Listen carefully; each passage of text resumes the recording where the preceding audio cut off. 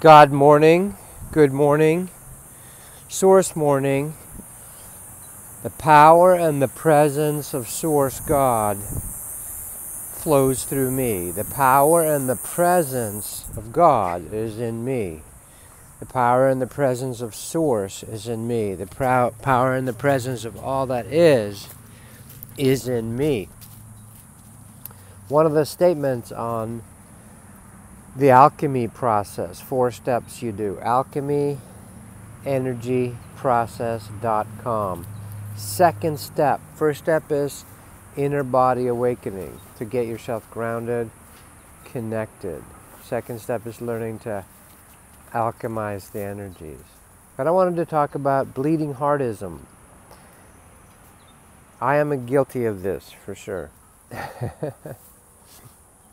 One of the things that has plagued mankind, plagued humans for about 5 million years, is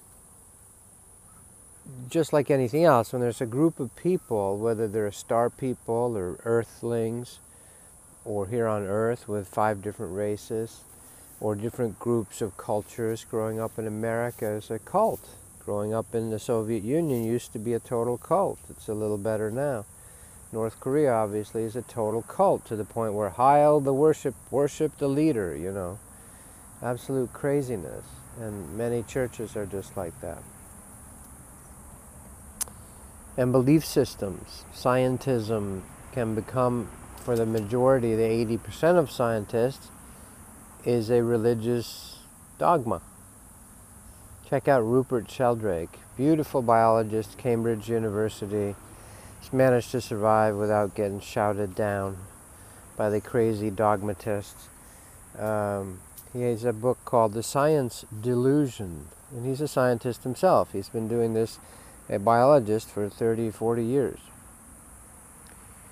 But bleeding heartism is something that has plagued a misunderstanding, you could say. A misunderstanding that other spirits are like us.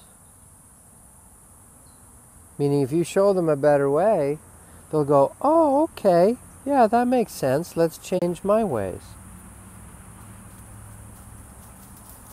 So that when we encountered first on Earth unloving, non-heart spirits, also called denial spirits, there's a set of books that are, tell all this, but they're not really for public consumption yet. But spirits that basically are sociopaths, psychopaths, narcissists.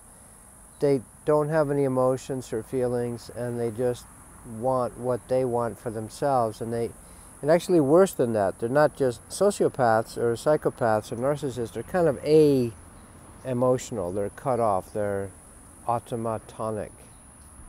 You know, kind of like cyborgs. They don't have consciences. They can't feel. So we can't imagine someone being like that. If you would feel like, oh my God, I don't want to hurt you, then they'll feed off of that.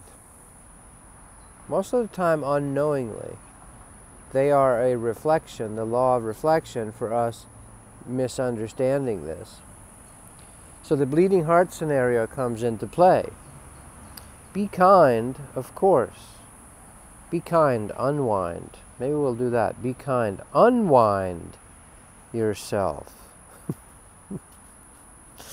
I gotta get through the stress. You stress the shit out of my adrenal glands and push, hurrying to our deaths. Starts hurting my throat just doing that. No. Be kind. Unwind. So the heart spirits, Earth are heart spirits. We are heart people. You know, we tend to love to dance. You leave humans alone, the default position is humor and play and teasing and flirting and fun and having a good time. Comedy. We're a fun bunch of people on this planet. Other planets aren't. They're all work and no play. Some. Others are even more fun than us. Some are more into wisdom. But we're a spectrum of everything. So one of the things that's plagued Earthlings is sometimes we think, surely we can help this spirit. They just don't understand. This Nazi, yeah. This sociopath, this psychopath, this narcissist, right?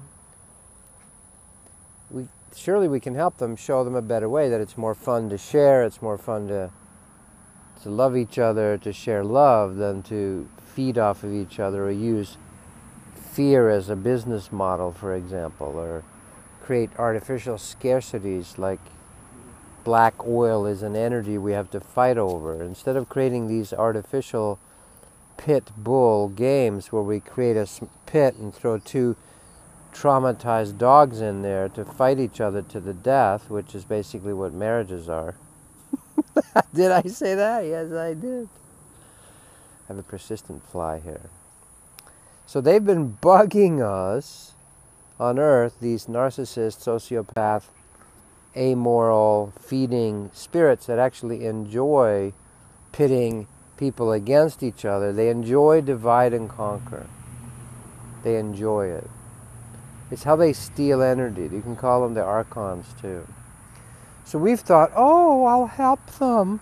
I'll help them see the light and let them come to our church, but they never get better.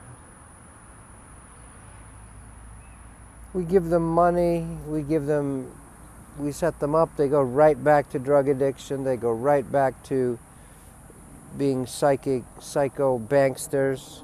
They just do it. They go back to being pedophiles, energy stealers. So we keep pouring our blood into sand, our heart blood, our caring, our love, our wanting to fix them. This is why people have to, quote, hit rock bottom in this psychology community, psychotherapy community. Psychiatrists are mostly drug dispensers, and because they're out of their minds, they're controlled, the addiction has got a hold of them, or the entity, or the very crazy self-destructive psychological pattern. Call it whatever you want, it doesn't matter. They're possessed.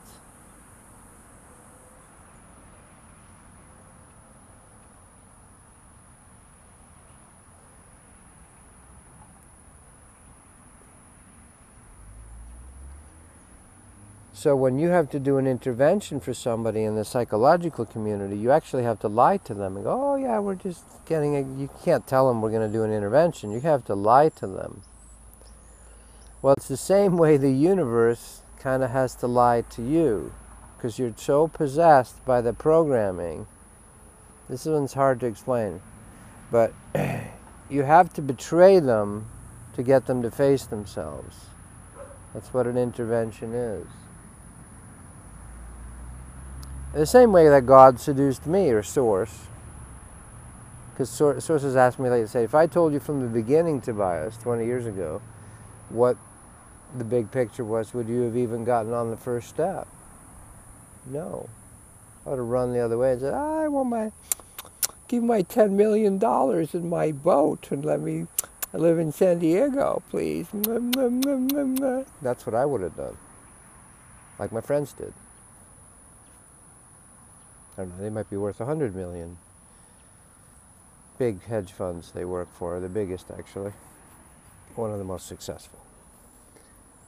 Anyhow, so this bleeding heartness has gotten us in trouble because we think, sure, there are some spirits that they're not heart spirits. They're archonic, divide and conquer. By their fruits you shall know them. Some masters will say things like that to go, look what they leave in their trail. Misery, suffering, nervousness, societies of nervous, unhappy, unfulfilled people living in prisoned apartments, which are basically like cell blocks. These are the fruits of an unloving run society, a divide and conquer, fear as a business model. Martial law right there all the time. They're going to try to declare martial law in America because of this thing that happened in Virginia. The globalists. So learn to discern, another t-shirt, which is fun to wear out, although it's a little more highbrow. Be kind works. It's a good one. It's a radical statement. Be kind. Can't argue with it. Even the toughest motorcycle guy. Those guys have the biggest hearts. If you're authentically being yourself, they get it totally. One of my best friends this lifetime was a biker. Hardcore biker. Jail time, murder, drug dealing, blah, blah, blah, gangs. We were pirates in another lifetime together. He has heart. So how do we overcome the bleeding heart where we give it? It's the cat lady. You've heard me use the example a lot before.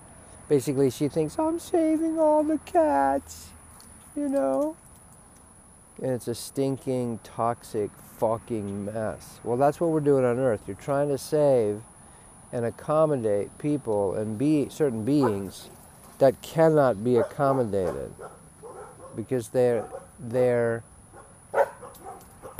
modus operandi, their operating system is to actually divide and conquer, to feed off of, you know, other beings. Hang on. Bentley! Off! Leave it!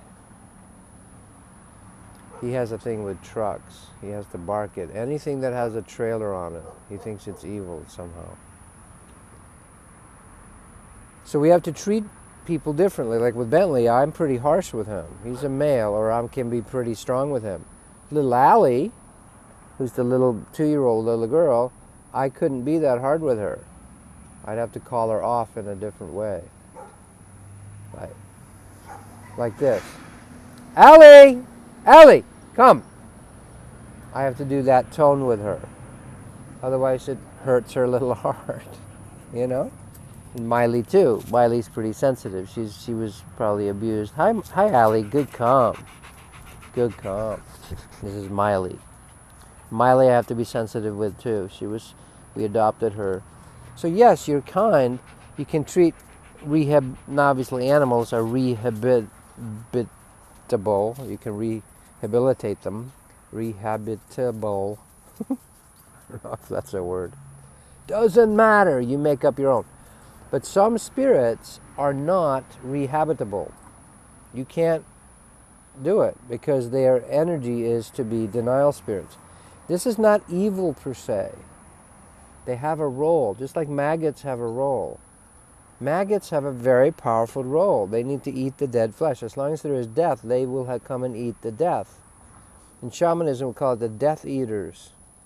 They're actually incredibly cleaning for you. The first things that happen in ayahuasca ceremonies, after you do, if you do a set of 4 at least, you'll have in the beginning of the ceremony, most of the time, not all the time, you can't predict ayahuasca, she'll come in with these cleaning crews that want to clean your energies.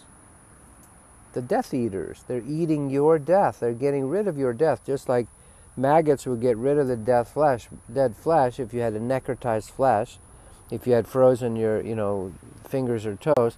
They use it in hospitals now to use the maggots to eat your dead cells because they'll stop. Right as soon as there's a living cell, they'll stop. They don't eat living cells, only dead cells, so they're much more accurate than the scalpel's knife. So the reflection of denial, of lie, deny until you die type spirits, betraying spirits that'll stab you in the back, narcissists, sociopaths, they're there because you're not awake. You're dead. You have parts of you that are dead, and those parts need to be shocked back into life by interacting with these type of spirits. They have a role to play. So it's not about judging them and being righteous that they should be different. That's the dead end. The bleeding heart thinking that they should be different. But learn to discern. And you have to be good at this. This teaching, the higher the teaching, the bigger the teaching, the more it can be misused into half-truths. Well, you're a narcissist. And it can be you're the one that's actually the narcissist. It becomes the hall of reflection. The main thing is the reflecting mirrors, 2 mirrors into infinity of egos. You got to watch that. The main thing is that your intention is, I want healing, I want awakening, and I'm willing to risk my little ego and looking good and so forth, and I'm willing to start seeing things in myself. That will take you there. Is it an easy journey? No. Is it going to suck at times? Yes. Are you going to want to quit every day? Until you reach a certain momentum. I'm not at that place, but I've been at it for 30 years this lifetime. 25 years. Since I was a kid. You know, I was 12, I started waking up. Because we're starseeds, some of us. We're here, we know we want to wake up. So, watch for the bleeding heart. You cannot keep giving. The hand, biting the hand that's trying to feed them is basically too much giving doesn't work. You have to learn this one. Jesus does. He's very clear about it. He says, don't feed the pigs the pearls. Don't throw your pearls before swine. Let the dead bury the dead. They had to walk away. He had to leave. He left them in the lurch. What is it? Torture? He resurrects himself and then goes, oh, I'm leaving in a week. See ya. You're all going to die horrible deaths. Have a good time. Why? Because he's following what he needs to follow. Same with Krishna. Same with Buddha. Oh, Mr. Buddha, it's such a nice religion. It's so fashionable to be Buddhist. I know Buddha. Love Buddha. He's the main statue in our ayahuasca ceremonial house. He's right there. What did he do? In the middle of the night with his brand new firstborn male child, which back then, 600 BC, was a huge deal in a kingdom in India.